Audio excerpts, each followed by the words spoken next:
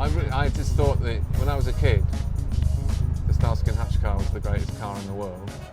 I mean, the Batmobile was pretty cool, but I still would have preferred a Starsky and Hutch car. I feel like I'm sitting on the top of some sort of sleeping giant. There's something about, I mean, the paint job is fantastic. It's the greatest paint job in the history of motor vehicles, but the lines of it, the coupe shape.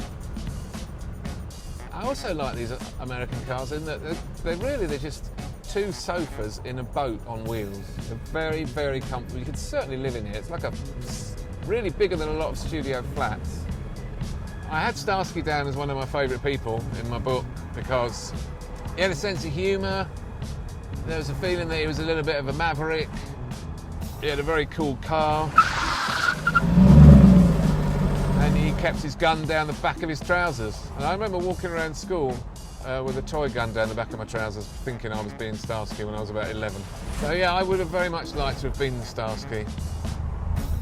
My dad had a brown Austin Princess. This is what you have to understand. We were going to school, or Cubs, or wherever we were going, in a brown Austin Princess. What you need to do now is cut to a still of a brown Austin Princess, and then cut back to this. The first car I owned was a Mini 1275 GT, and it's the best car I've ever had. It's just a fantastic thing to drive, hilarious.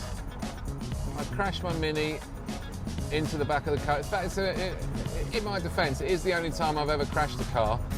It was the day before my test, and I drove it into the back of the Co-op.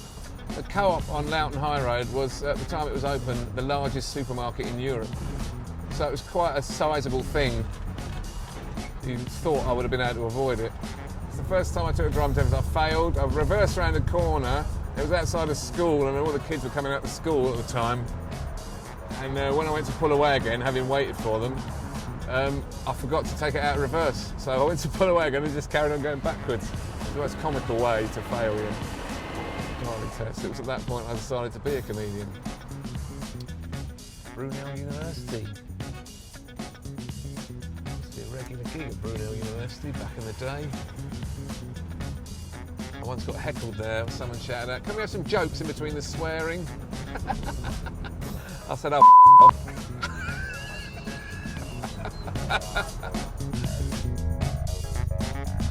I've never been in a car that turned heads more than this.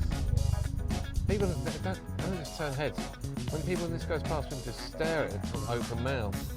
It's not just that it's an extraordinary looking car, it's just it's come from another time. There is a sort of timeless quality about it. It doesn't feel like an old car, not when you look at it somehow. I've got to go for this car. The only real issue I have with it is this car's going to break down, you know.